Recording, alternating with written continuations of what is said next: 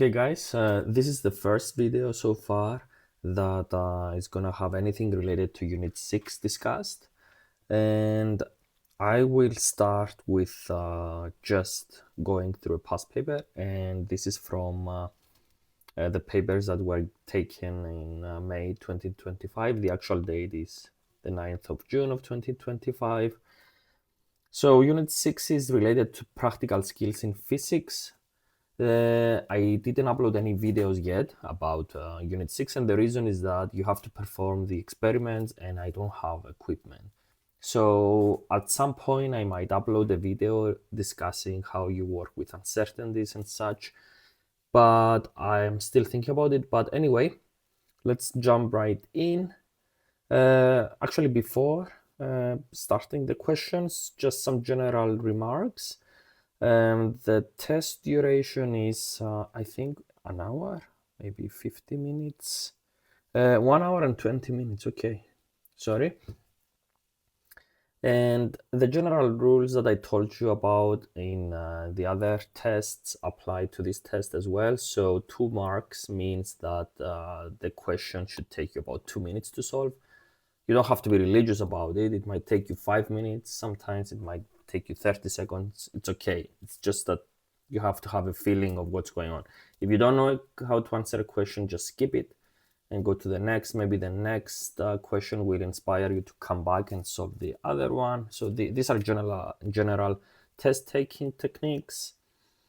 And Unit 6, from all I've seen, again, I taught this class for a year, and I've been through many past papers. It's always 4 questions, at least in this format. So the questions are based on Unit 5 and Unit 4, but sometimes they have some crazy things of their own. Anyway, let's start. So question 1, a student investigated the charging and discharging of a capacitor. The student connected a 680 microfarads electrolytic capacitor in a circuit with a power supply and a switch. Question I, describe 2 safety precautions the student should take when using electrolytic capacitors in a circuit. So electrolytic capacitors have a plus and a minus sign assigned to them because these are liquids. I mean, they work with liquids that are electrolytic in nature, I guess. So make sure. So one thing is connect, actually. So make sure to connect the capacitor polarity to the correct polarity of the power supply, I guess. To the corresponding, actually, polarity of the power supply.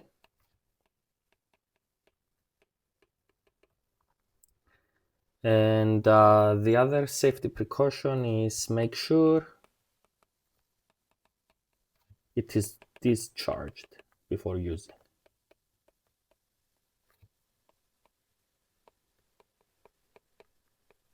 Before use. Okay, so there are 2 marks in this question. So you provided 2 points. So that's point 1, point 2. So I think it's good. Let's move on. Part 2, the student moved the switch to position A to charge the 680 microfarads electrolytic capacitor. She moved the switch to position B to connect the capacitor to another capacitor X.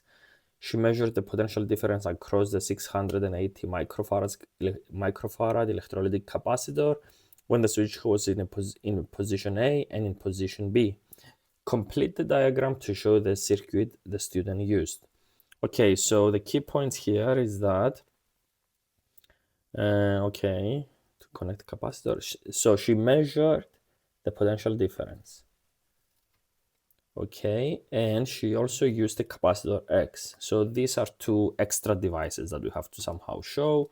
So she used a voltmeter to measure the voltage across the 680 microfarad capacitor, and she also used an external capacitor X, which was connected in this fashion to the circuit, right?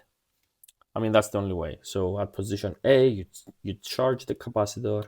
At position B, you discharge it. Okay, let's move on.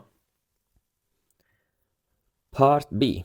The student changed the 680 microfarads capacitor to different potential. Sorry. The student charged the 680 microfarads capacitor to different potential differences V1.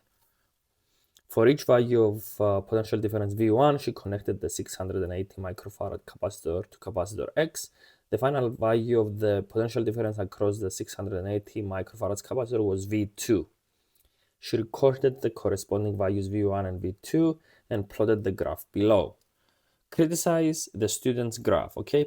So this is a kind of a trick question sometimes because the question refers to the graph itself. It doesn't refer to the physics of the problem at all, usually, okay? So there are problems with this graph. First of all, you can see that there are only 3 data points. So that's way too little points, way too few points to draw a straight line. So that's another problem. Then the range is limited. You see that it doesn't cover all the range of the graph. I mean, the graph should cover all this range. Then the points are not evenly spaced. So you see that there are many problems with this graph. We are asked to criticize this, so we can write that the range, so 3 marks means 3 points to prove what's wrong with the graph. So the range of the data is limited.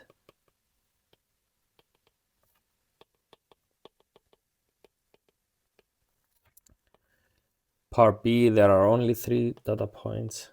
There are only 3 data points. A linear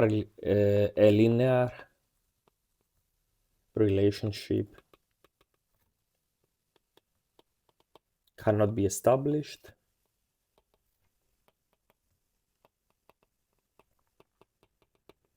And that's plenty. Okay, that's good. So what I mean is that if you notice, let me erase what I wrote here. Notice that let me use red. I can also pass a line that looks like this through these 3 points, right? Maybe I can pass a line that looks like this, and so on. So this is what we mean when we say we need plenty of data points, because if the data points looked something like this, with the data evenly spaced and everything, then for sure you can say, okay, we can pass a straight line through here. But you cannot reach the same conclusion with the data points given, okay? Let's move on. Question 2.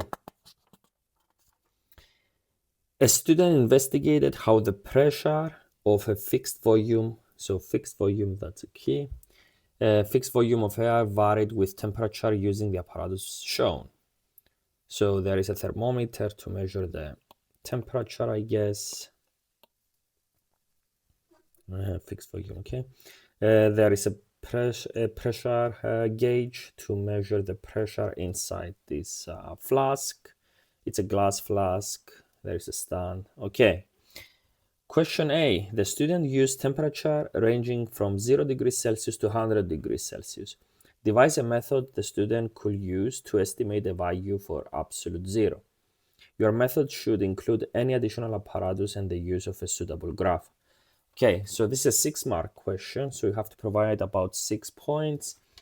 And I wrote something on my own, but before discussing it, okay, before writing it, let me discuss a little bit. So first of all, we need some sort of heat source, maybe a Bunsen burner or something like that to heat the air. Okay, maybe the flask will break because you need an appropriate flask that can take heat to do that. So maybe you need to use a bowl of water and then boil the water, and gradually the boiling of water that comes into contact with the glass flask will heat the air as well. Also, you need to somehow reduce the temperature to 0 degrees Celsius. You can do that with ice. So you need to be a little bit creative when responding to when solving this problem. So, okay. So the student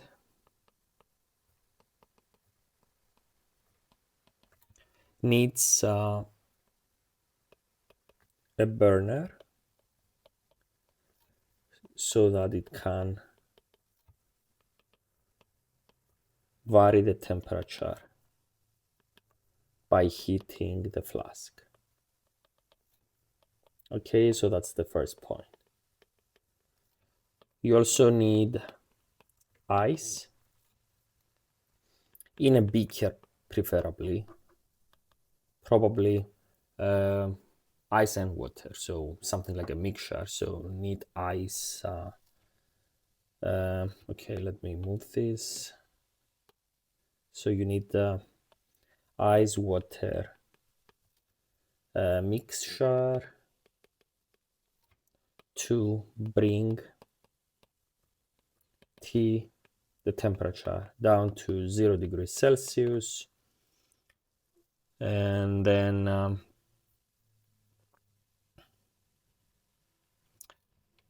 you need to record T every, say, 10 to 20 degrees Celsius, and also record the pressure. So these are 2 points together.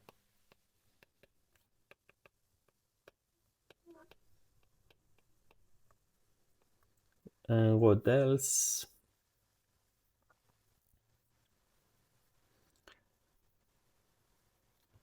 You have to plot the pressure and temperature pairs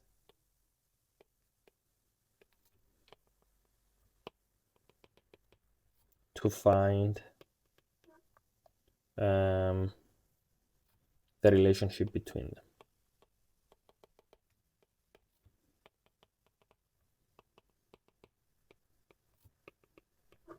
So you have to also make use of the thermometer and the pressure gauge.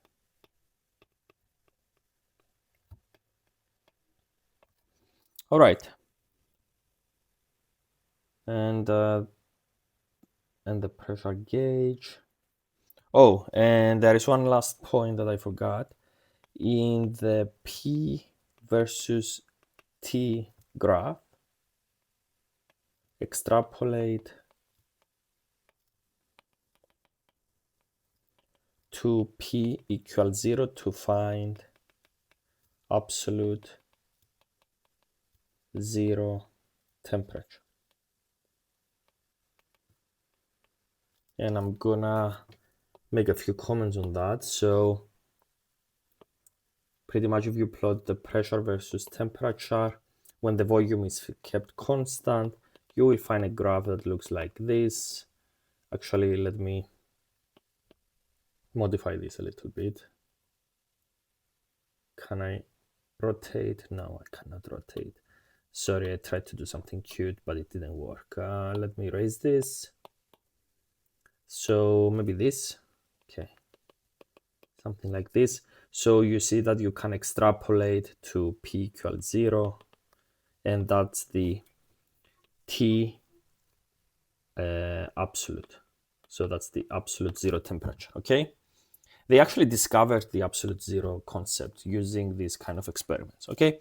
So I think that's good enough. Oh, one more point. PV for ideal gases is NKT. So if we solve for P is equal to NK over V times T. Notice that everything here is constant. The volume is constant because we use this flask that has a constant volume. the number of particles is the same because no gas escapes from that flask. And then K is Boltzmann's constant, which is a constant by definition. Okay, so this is what allows us to make this plot. Part B. The student suggested that using a data logger with a temperature probe and a pressure sensor would improve the investigation. Explain how using a data logger could improve the accuracy of the measurements. So the data logger now will allow measuring pressure and temperature simultaneously. Okay, so if you use the thermometer and the pressure gauge, for example, you will need to measure the temperature and then immediately measure the pressure gauge. So there will be a time delay there that will result in you finding the pressure when the temperature is a little bit higher than the one that you wanted. Okay, but with this arrangement, you can measure them simultaneously. Okay, this will improve the accuracy.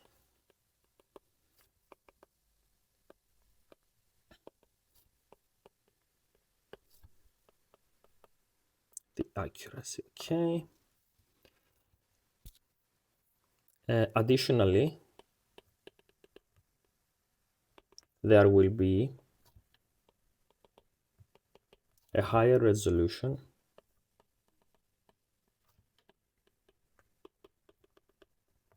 for PT, so you'll get closer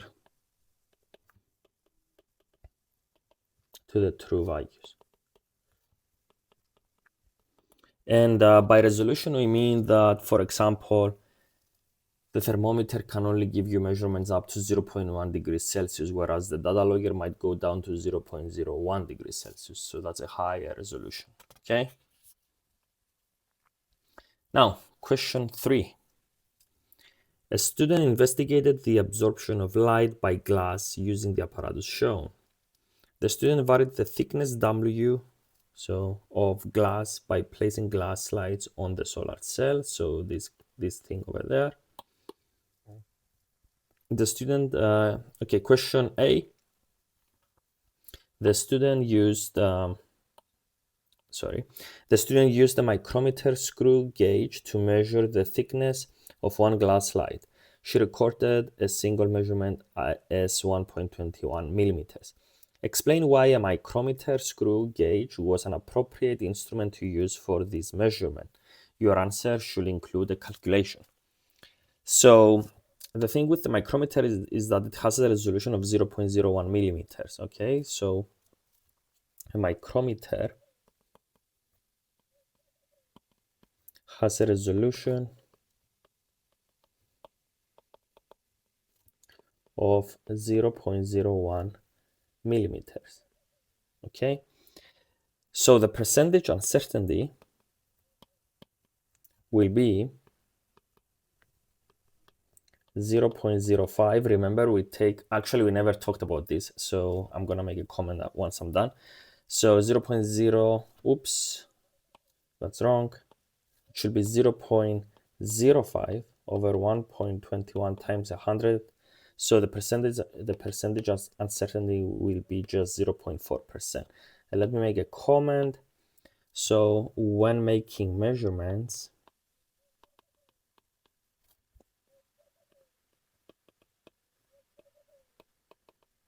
of a physical quantity,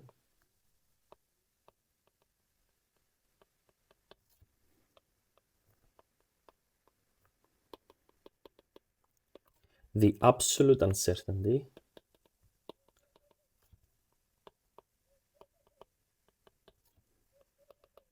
is half the resolution of the instrument. The percentage uncertainty is equal to the absolute uncertainty over the measurement times 100%. Okay, that's it. A little bit of theory. Okay. Part B. For each value of W, the student recorded the potential difference V across the solar cell. Okay. Explain one variable she should control in this investigation. Okay, by control we mean we are talking about a variable that plays a role in the experiment, but we shouldn't mess with it so it doesn't mess up the experiment, if that makes any sense.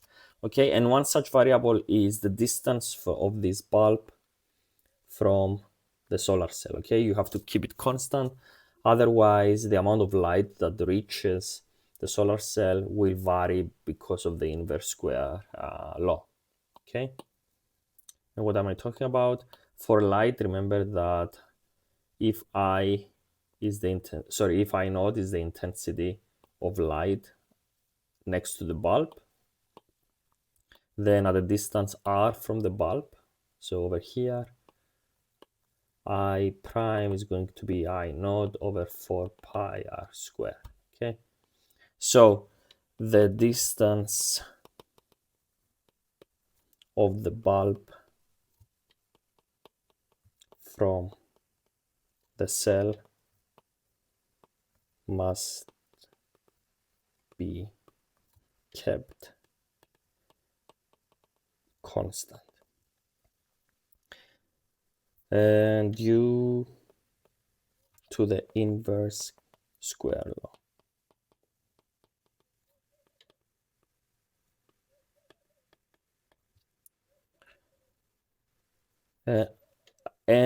Okay, that's good enough, but we can also mention that also we must make sure the background radiation is constant. So that's good enough. Let's move to part C. The relationship between V and W is given by V equals to A e to the minus B W, where A and B are constants. Explain how a graph of ln of V constant against W could be used to determine a value for B. Okay, this is kind of simple. We take the ln on both sides, so ln of V is ln of A e to the minus B W. So ln of V is ln of A minus B W. Okay, so the plot will look like this. So ln of V versus W, and the gradient will be minus B. Okay, so if you plot this, you will get the gradient, and then you can find B. Right. Now, we're given a table. The student recorded the following results. Plot a graph of ln of V against W on the grid opposite, okay, over here. Use the additional column to record your process data. You should keep the values of V in millivolts. Okay. This is actually something I haven't done because I didn't have a graph paper, so let me try to do it. Okay, a rule of thumb I have is notice that these values vary by 0.1, right? So 0.1 over 10 gives me 0.01, so that should be the range, the distance, the spacing between your points, okay? And for W, this difference is, I have it written down, it's 9.76, which is about 10, so the spacing should be about 1, okay?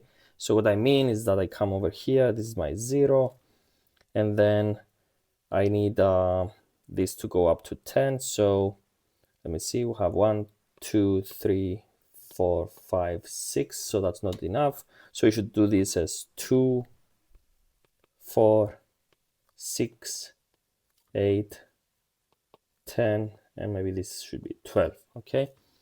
And then for the vertical axis, let's use this squares. Okay, this was a mistake. Okay, so how many is this? 1, 2, 3, 4, 5, 6, 7, 8. So we have, how many points do we have? We have 1, 2, 3, 4, 5, 6. Okay, so that's good. We can start with 5.84, and then this can be 5.86. So for 594, we have 1.2. I hope this is not making you dizzy. So 1.2 is down here. So this is 1, 1.1, 1.2. Okay, so that's your first point. Then 5.93 corresponds to 2.46. So 5.93 is going to be in between those 2 points. So 593, 2.46. So 2.2, so something like that. Then 5.99 corresponds to 4.88. So something like that. Okay, so my line should be this, something like that. Okay, and that's it for this problem, for this question at least. Okay, let's go back. Determine the gradient of the graph. So you can do gradient is equal to the minus, because remember, we have to take the negative of the gradient of actually the gradient is going to be negative, I'm sorry. So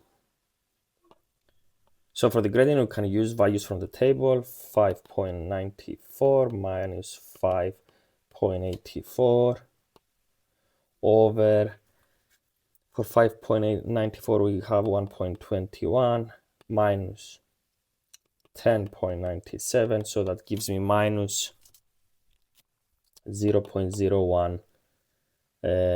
That's it, yeah. No units for this case. If you want to include units, you have to include millimeters to the minus 1. Okay? Okay. Question 4. The mean thickness of each glass slide was 1.22 millimeters.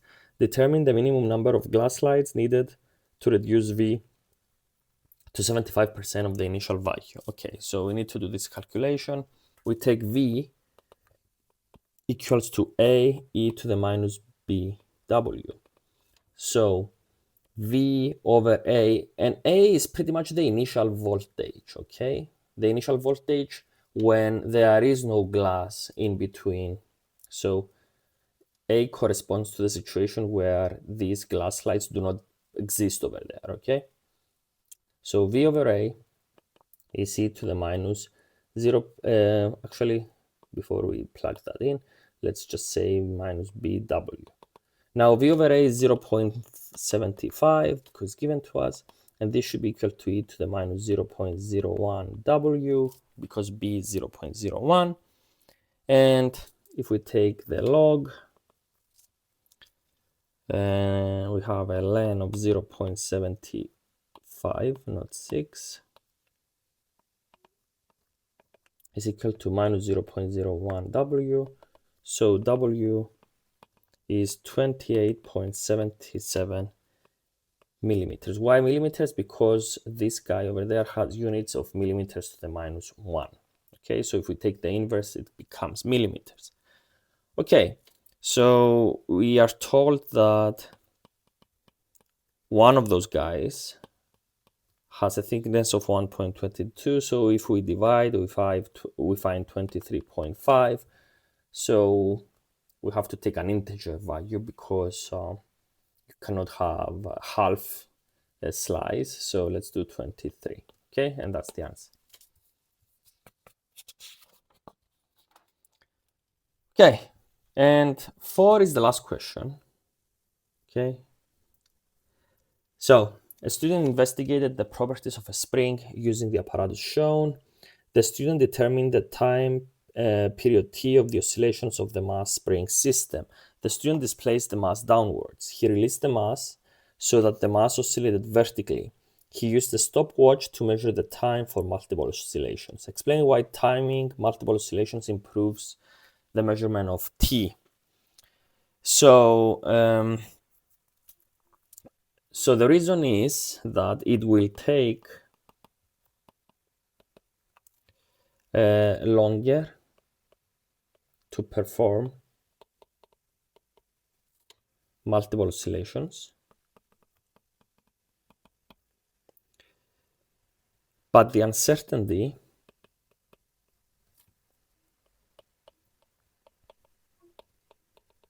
of the watch will not change. So what I mean is that if you measure one oscillation, the uncertainty is going to be, say, 0.1 seconds. But then if you measure 100 oscillations, the uncertainty is still going to be 0.1 seconds, okay? So the percentage uncertainty then reduces, okay? So the percentage uncertainty reduces. Because the percentage uncertainty is the uncertainty, so it's the absolute uncertainty over the measurement. So times 100. So as I just said, the absolute uncertainty will not change irrespective of how many oscillations you will have. But the absolute measurement, the thing that goes in the denominator, will be much larger. Therefore, the percentage uncertainty will be much smaller. Simple as that. Okay, describe two techniques the student should use when timing oscillation. So you need to use a timing marker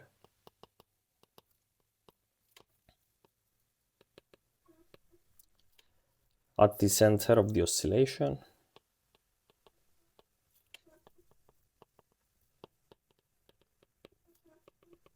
So something like this, something like a marker there, like a tape or something like that. So it can help you measure pretty much. And start, oops, let me switch to black. So start the watch after a few oscillations have been performed. Okay. Right. Part 3, the student recorded the following results and we're given a table. Calculate the mean value of t. Okay, so 10t average is, we have to add 6.88 plus 6.93 plus 6.84 plus 6.96. This is really tedious, I'm sorry. And divide by 4, which gives you 6.9 seconds, but that's 10 oscillations. So the mean value of t is 0.69 seconds because you have to divide by 10. So t is 6.9 over 10, which is 0.69 seconds, okay? Determine the percentage uncertainty in the mean value of t, okay? Maybe I will talk about this in another video, but when we have a set of measurements, the absolute uncertainty is the half range of those measurements. So the absolute uncertainty is equal to the half range, which is 1/2 of the extreme values. The extreme values are the 6.96 minus 6.84. And this is 0.06 seconds. Okay, and then the percentage uncertainty is the absolute uncertainty over the measurement times 100. So 0.06 over the measurement, which is that one, 6.9 times 100 gives you 0.9%. Right. The Poisson ratio is a property of the material the spring is made from. For oscillations on a spring, the Poisson ratio V can be calculated using that formula, where N is a constant related to the time period of oscillations. D is the diameter of the mass. D is the internal diameter of the coil part of the spring. The student used vernier calipers to measure D, so the diameter of the coil part. So pretty much, if we take the spring, it looks like this. So this is the diameter of this thing, okay? Pretty much. I hope this makes sense. Explain one technique he should use to measure an accurate value of D. Okay, and the answer here is to take measurements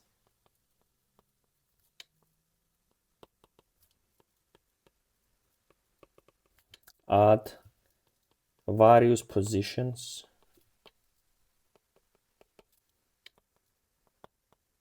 and average. This eliminates the random error. So what we mean by that is, if you imagine this coil stretched, it will look like something like that. So you have to take a measurement there, and then a measurement along this direction, and then maybe another measurement in this direction, and so on and so forth. And the random error refers to situations like this one. Like a random error is something that you cannot control at all. For example, these might not have a constant diameter. That's a random error. Okay, to minimize that, you take measurements at various positions. I hope this makes sense. If it doesn't, ask me in the comments and I can provide further explanations. Okay, part 2. Show that the percentage uncertainty in the term d squared, capital D squared over 2 lowercase d squared is about 2%. And then they give you the absolute uncertainty in D and the absolute uncertainty of lowercase d. Okay, this is a little bit involved. First of all, we have to find the percentage uncertainty in D, in both these. So for the first one, we have 0.2 over 59.4 times 100. This gives us, actually, let me use a clean page maybe. No, I'm going to keep it until I need it. So 0.34%. The percentage uncertainty in D is 0.1 over 13.9 times 100. That's 0.72%. Then for powers, the percentage uncertainty, let me write it up here. So the percentage uncertainty in D squared is 2 times the percentage uncertainty in D. If it was D cubed, it would be 3 times the percentage uncertainty, and so on and so forth. And then if we have a ratio of things and we need to find the percentage uncertainty, we add the percentage uncertainty of the numerator and the denominator. So the percentage uncertainty in capital D squared over 2D squared is 2 times the percentage uncertainty in D plus 2 times the percentage uncertainty in lowercase d. And if you plug in the numbers, you will find 2.12%, which is about 2% as asked. Okay. And the final question, the student determined the value of the constant n experimentally and estimated its percentage uncertainty. He determined the value of V as 0.276 with a percentage uncertainty of 6%. The value of V for steel is 0.265. Deduce whether the spring was made from steel. Okay, if we multiply the percentage uncertainty with the measurement, what do we get? The absolute uncertainty. So let's go do that. 0.276, which is the measurement, times 6%, will give me the absolute uncertainty for this quantity, which is 0.017. Okay, then the real value will be 0.276 plus or minus 0.017, which corresponds to a range of 0.259 and 0.293. 0.259 corresponds to 0.276 minus 0.017, and 0.293 corresponds to 0.276 plus 0.017. Okay, now the value of steel is for steel is 0.265, which is within this range, so it's steel. Okay, so indeed the material was steel, and that's the answer. And this is a quick walkthrough of Unit 6 from May 2025. It was actually taken on June 2025, doesn't matter. Let me know what you think about these videos in the comments, like and subscribe, and so on. See you in the next video.